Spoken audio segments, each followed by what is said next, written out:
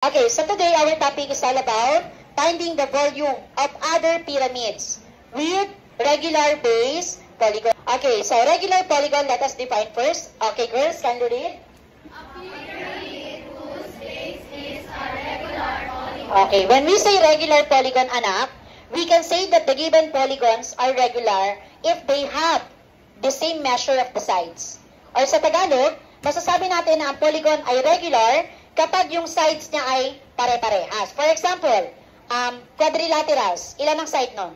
4. Kapag yung 4 na side nun ay equal ang sukat, masasabi natin na regular polygon. And the best example of regular polygon is a square. Very good. Square is an example of regular polygon. Okay, ma'am. Si pentagon po ba ay pwedeng maging regular polygon? Yes. Si pentagon ay 5 sides, tama? Kapag yung 5 sides na yon ay pare-parehas ang sukat ng sides, ibig sabihin regular polygon siya. That is the meaning of regular pyramid.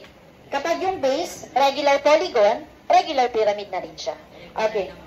Kapag irregular, anak, magkakaiba ng sukat. Like rectangle, di ba? Ang rectangle, eto, parehas ng sukat, yung parallel sides siya. Dito rin, parehas ng sukat. Pero ito at ito, magkaiba ng sukat. So, irregular polygon po yun. Question po. Do you understand the difference between regular and irregular? Okay, so this time, let us proceed with example of regular pyramid. Triangular pyramid. How many sides yung triangle? Kailangan yung 3 sides na yan, equal sides yan, equal measurement. Another, we have also the square pyramid.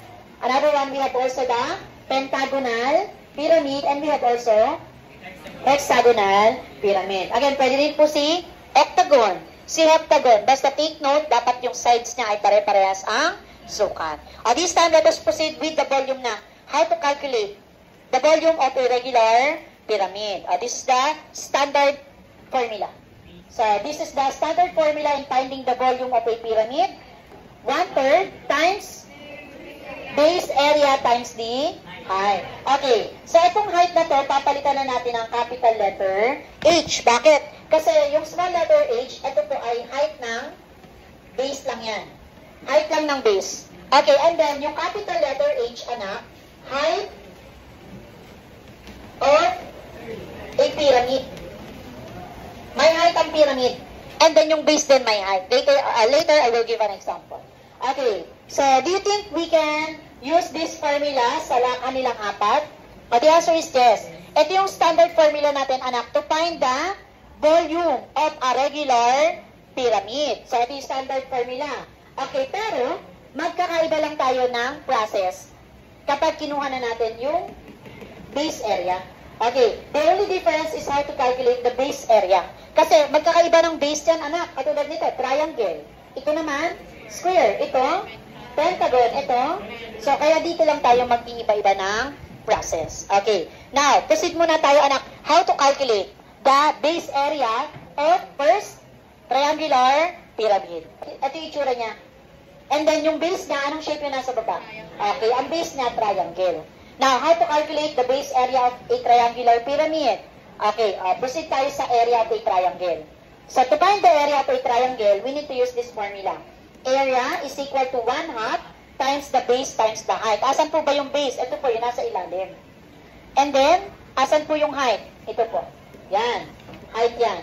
So, this is the formula in finding the base area of a triangle. Now, para maging base area yan, anak, itong letter A, dahil nasa triangle siya, nasa pyramid siya, si letter A, papalitan na natin ng capital letter B. Kasi base area po ang hinahanap natin. Base area ng pyramid. Okay, base area is equal to 1/2 times base times height. Question po. Okay, next, let us proceed with the second one. So, the pentagonal pyramid. This is the figure. Okay, anong shape yung nasa base niya? What type of polygon? Pentagon. 5 sides dapat yan. Okay, then how to calculate the area, the base area of a pentagonal pyramid? Okay, so dito, yung given na rectangular, regular pentagon, okay, magbe-base tayo para makalculate natin, anak, yung base area, gagamitin natin si triangle. Meaning, si pentagon ay hahatiin natin ng pa-triangle. Okay, ilang sides siya meron? 5. 5 triangle din ang ma-form natin. Paano yun? Magdodrawing lang tayo ng line segment. Okay, meron na tayong 1 triangle. 2, 3, 4, 5. So, meron na tayong 5 triangle. Then, magbe-base tayo, anak, sa parts. Ano-ano nga ulit yung parts ng triangle? Anong tawag sa baba? Okay, ito pa rin yun. Siya pa rin yung base. Focus tayo muna dito sa isang triangle lang na to. Ito yung base. Anong tawag dito? Okay, very good, the height. Pero dahil, anak, ang pinag-uusapan na natin ay regular pentagon, okay, may another term to, yung height. So, kapag pentagon na, yung height, papalitan na natin ng word na apotem. Okay, ano po ba yung meaning ng apotem? So, when we say apotem, the distance from the center of the regular polygon. Asan ang center? Okay, ito po yun, yung nasa gitna. So, simula daw dito, papunta daw sa midpoint. Ano nga po ulit yung midpoint? Okay, yung point na nasa gitna ng line segment. Nasa gitna ng base. Ito yung point natin. Ito yung line segment, anak, na tinutukoy. Ito yung midpoint. Pag kinonect mo yung midpoint, papunta sa center, ang tawag na doon ay apotem. That is the meaning of apotem. And then, etong base, dahil ang dami nga nating triangle, papalitan na rin natin si base ng sides. Magiging sides na siya.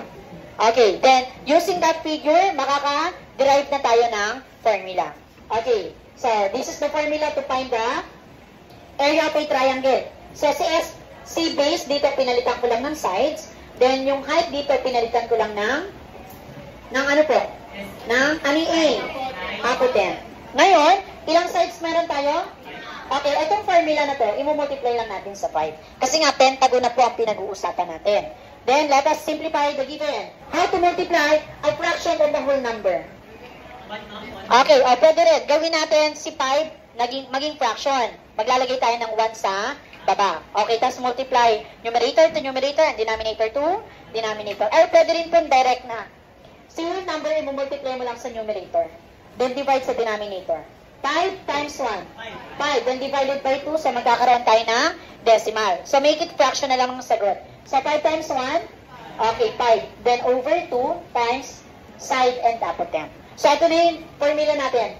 To find the base area of pentagonal pyramid. Question po. Ano, proceed naman tayo sa pangatlo. The hexagonal pyramid. Ganun din. Okay, ito yung figure ng hexagonal pyramid. Anong base niya?